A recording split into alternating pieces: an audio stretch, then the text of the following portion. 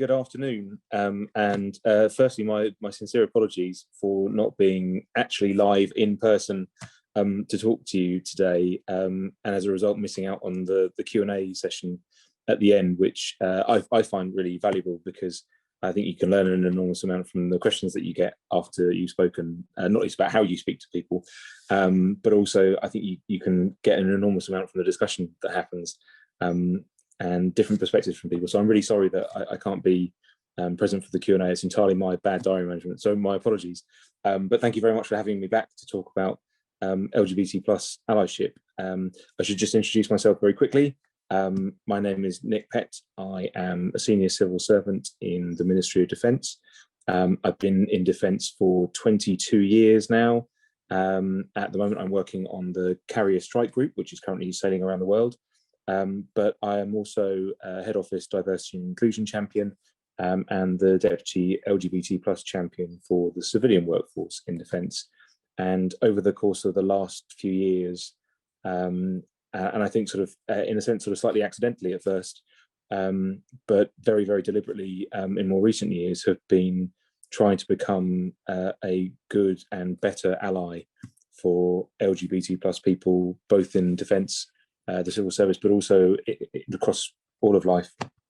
So thank you very much for having me.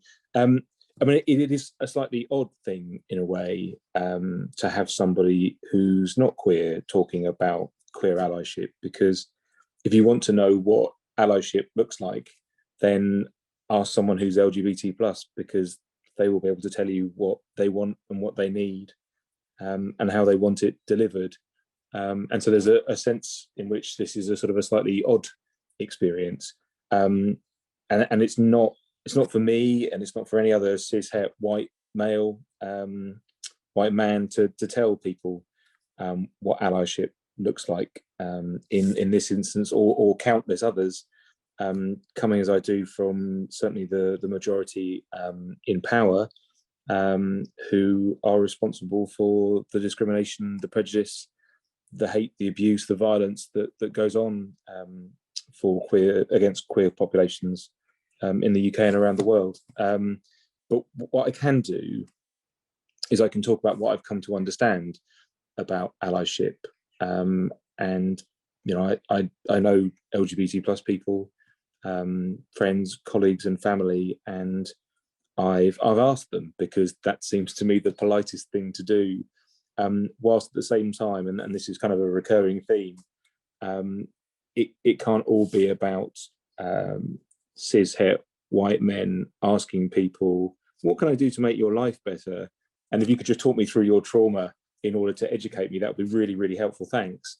It's beholden on me both to be an ally, because that's the right thing to do, but also to make it my work to develop my allyship. So it's not just about expecting the same people experiencing the oppression and the discrimination to talk about it and explain it and help me. There's stacks out there that I can look at, I can listen to, I can absorb, without it having to sort of perpetuate or increase the awful experiences that people have had, that are often the most instructive way of thinking about allyship. So there are some generic things about allyship that, in the way that I've come to conceptualize it, and I think is right, is that allyship is everywhere. You know, it's not just, and I know this is a professional work-related training event, but allyship is not just about you know, in an office or in the office. It's about the home, the street. It's about private and public. And I think we need to get our heads around the idea that allyship is not just something that you perform, and not just something that you do in a space. It's something that you should be looking to do in every space. And the only real proviso, I think, is that, or two provisos, that allyship can be tiring work, can be exhausting, depending on the kind of opposition that you meet in doing the work of allyship. And so you do, to a certain extent, have to be careful with yourself and look after yourself, because you want to be able to do this long term, and you're not going to be an enduring benefit to anybody if you burn out and get jaded. So there's a part of it that is about sort of being careful with how you do it, but it's also about safety and making sure that the risks that you are taking, either for yourself or for others, or with others present, don't put them in an unsafe place. And that's whether that's about exposing somebody who may not be out, or I think people listening to this will understand that there are lots of particularly public situations in which the threat of mental or physical harm exists in a very real sense, and you need to be alive to that fact when trying to be an ally, and take into account the feelings of the people that you are trying to be an ally for. I think there are some sort of generic descriptions of the actions you can be involved in as an ally, and where we're looking at that, we're talking about how you can represent queer people in all sorts of different spaces, how you can try to educate cisgender heterosexual people about LGBT plus lived experience, how you can encourage, mentor, support LGBT plus people in life, how you can defend them. And in some situations, I think that is probably quite appropriate to use the word to fight for them, because there will be plenty of times where the opposition to what you and they are trying to do as an ally and for those people will be very, very difficult and will meet some very considerable resistance. Whether that actually means physical conflict, I would sincerely hope not, and that's certainly not something I've experienced so far. But I think it's also worth having that at the back of your mind, that particularly in the public sphere, there is always the threat of physical violence when it comes to queer lives and queer existence, and the way that homophobic, biphobic, transphobic people will seek to express themselves and to express that hatred.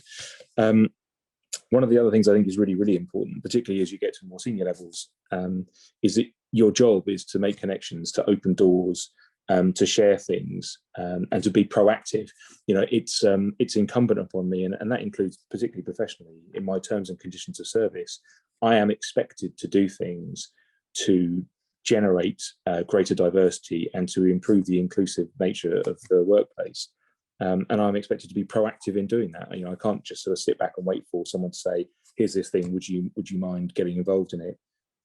Or for other people's work to generate opportunities. To try and get a bit more specific about it all, one of the main ways in which in professional life I can get involved as an LGBT plus ally is in looking at workplace policy and practices and cultures. Culture, of course, is all around all the time, and that means the ways in which people behave, the ways in which people talk, and that means really paying very careful attention to what you say, and how inclusive your language and your language is, and the language of other people around you. And I think particularly looking out for, listening for those really quite subtle, because I think we often miss a trick when we think that it's only someone using very, very clear slur words that we will encounter homophobia, biphobia, or transphobia in the workplace. Actually, a lot of it is incredibly subtle, and it can be as much about applying sort of heteronormativity, and that happens particularly in defence, a sort of a heteronormative lens to how life is, and therefore the kind of life that we have to take into account for people working in defence, and being able to try and address that, to educate people and say, well, actually, that's not what everybody's life is like. Actually, there's a significant proportion of people whose lives are not necessarily like that, or maybe like that, but also slightly different. And looking at the way in which we word our policies, the way in which the policies as they currently exist can actually discriminate against, disadvantage, discourage, and demean people who are not cisgender, heterosexual. Particularly in defence, I think there is a major job in representing LGBT plus lived experience, because in defence workspaces, it's entirely possible that either there will be nobody who is LGBT plus, or much more likely, of course, that there is nobody who is openly LGBT plus, and it is a risky thing to do, to publicly out yourself, and particularly when you are likely to be very isolated in doing that. Well, I am in the luxurious position of being a cishet white man, and therefore, I've got pretty much every privilege that could possibly be afforded to me. And so what risk do I take by, in the middle of a meeting, and particularly, for example, about conflict, and by that I mean violent armed conflict, saying, have we thought about what the experience of this conflict that we are currently trying to bring to a peaceful resolution, have we thought about what that is like for the queer populations of this country, and how we ensure that they're represented in whatever conflict resolution and stabilisation work takes place once we're successful in achieving a ceasefire. Those are the kinds of things that I can do, and people may well then think, why are you asking these questions? And it's a risk that I can take without anything like the same repercussions.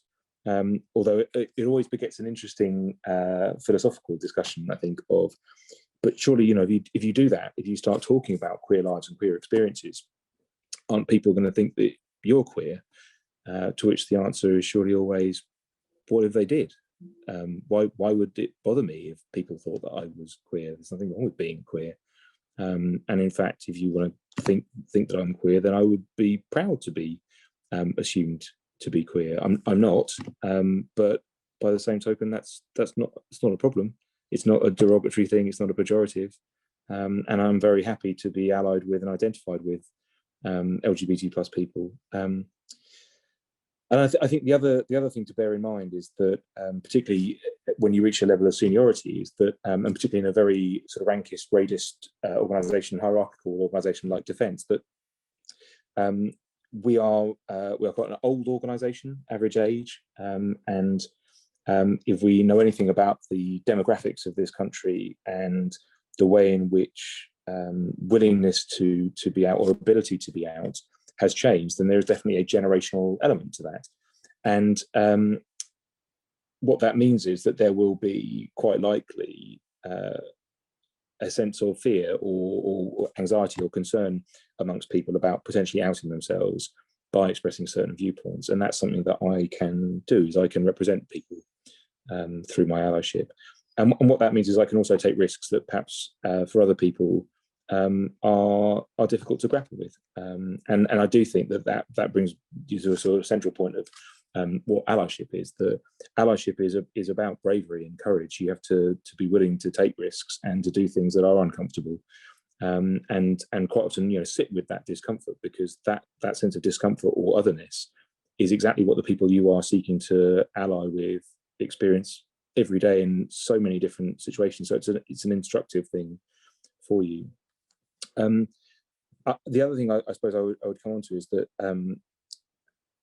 having talked through things like risk and the kind of opposition that you could face, is that I think a lot of people talking about allyship would love to sort of sell something that feels really cozy and just sort of overwhelmingly positive, and you just got to slap a badge on and stick something in your signature block, and every year post something on social media about Pride happening, and I suppose never actively do anything that is anti-LGBT plus. And I'm not selling that, because it's rubbish.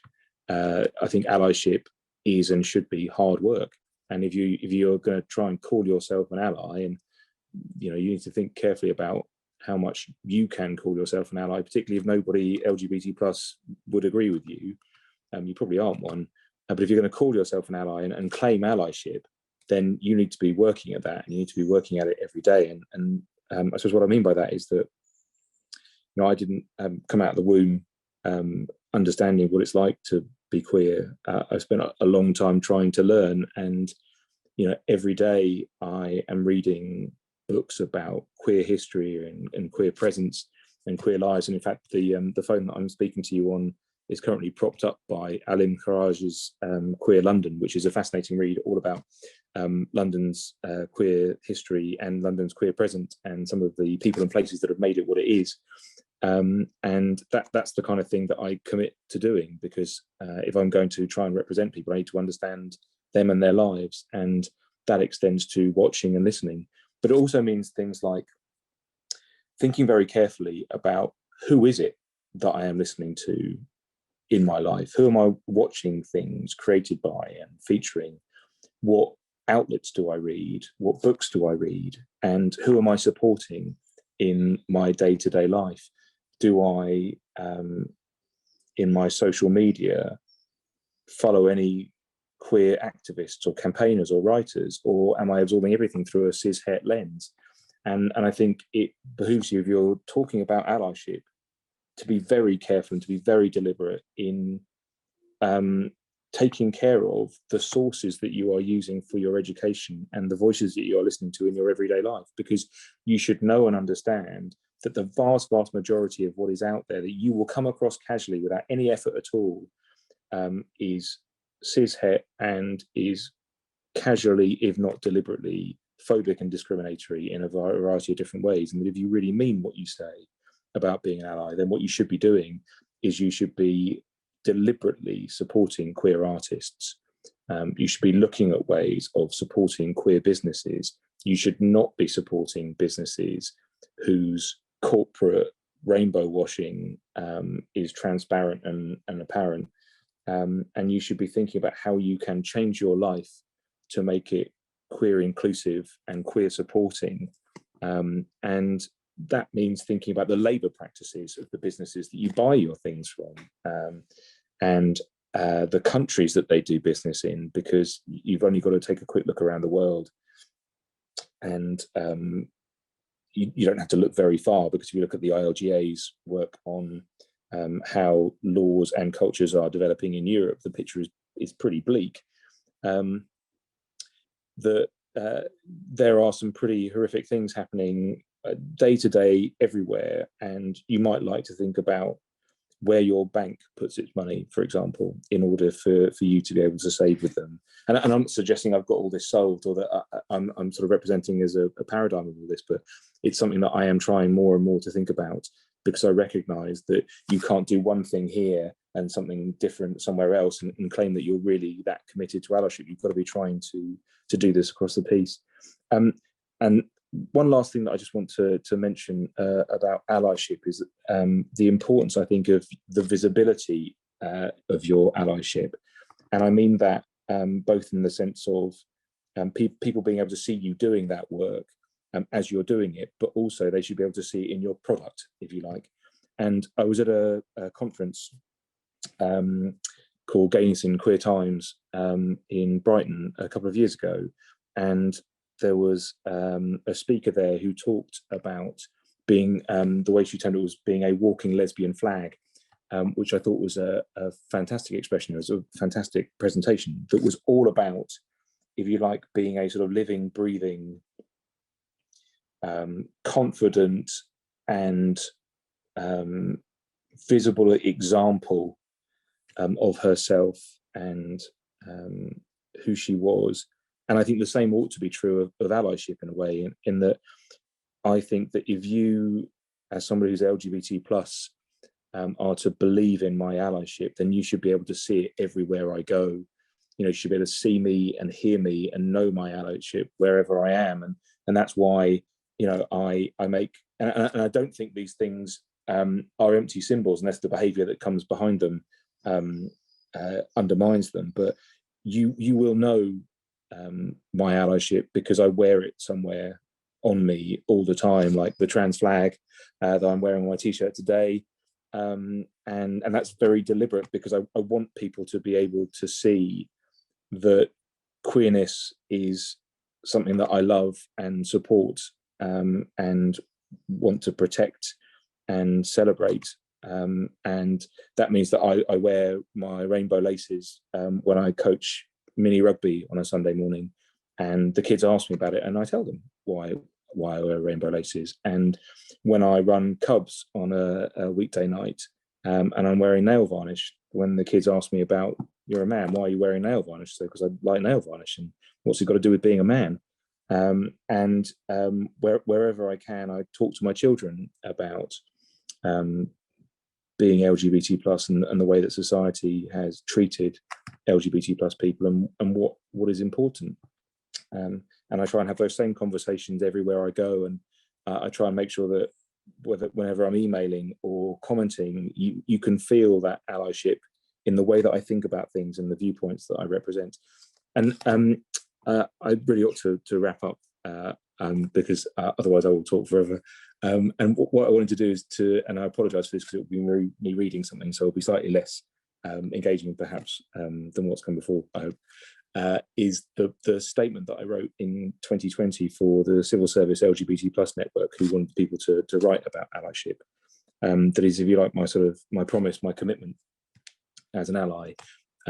So there'll be a bit of repetition, I'm sure, but I think it's quite a good explanation of it all. So apologies for not staring straight at the camera. I'm slightly reading this from my laptop up here. My allyship is a promise to LGBT plus people. It is an offer of love and friendship. It is the commitment to willingly use my time and energy to understand historical and present day hatred, violence and discrimination towards LGBT plus people. It is the guarantee that I will listen to you in order to understand your lived experiences. It is a desire to read, listen to, see, and be with you.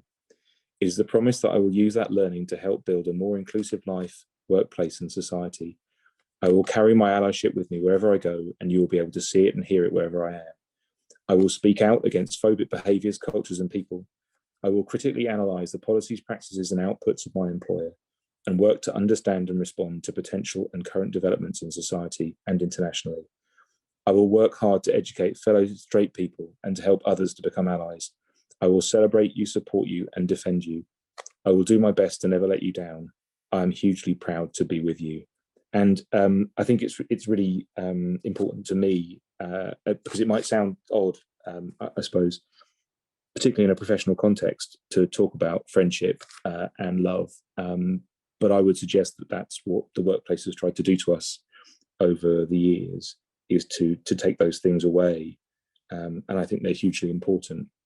But I also think they're hugely important in life. And I guess it comes back to an ongoing conversation or language that has been used regularly to talk about changing attitudes to LGBT plus people and tolerance and acceptance. And tolerance cannot be the answer, because tolerance implies that it's a sort of a permission given by the majority that can be taken away at any moment. Acceptance still seems to me too much putting the onus on the cishet white male majority, and the cishet majority begrudgingly allowing LGBT plus people to live. And that's why I think talking about friendship and love is the right thing, and it's certainly what I feel. And I think that unless we can get our heads around the fact that we can't be talking about a simple kind of tolerance or acceptance, or sort of, well, it's all right for people like this to exist, but I don't really have to deal with them or be interested in them, that's never going to lead us to the right place, which is us all being together and being able to live our lives freely alongside each other. And that's why I think it is about friendship and it is about love. And if this is going to work, and I really hope it does, then it's got to be because we can be friends and we can be close, and we can love each other, because those are the things that are most important to human beings. I'm really sorry, as I say, I can't take questions, but I will stop there and say thank you very much for having me. If you want to ask any questions of me remotely after the session, then you can find me on Twitter, and my, well, as far as I know, the only Nick Pett on there, but my handle is at Pettoir, Pettoir, or you can drop me an email. I'm nickpett@gmail.com or nick.pett664@mod.gov.uk, or the organisers, I'm sure, can put you in contact with me. Thank you very much for having me, and I look forward to hearing from you should you wish. Thank you very much.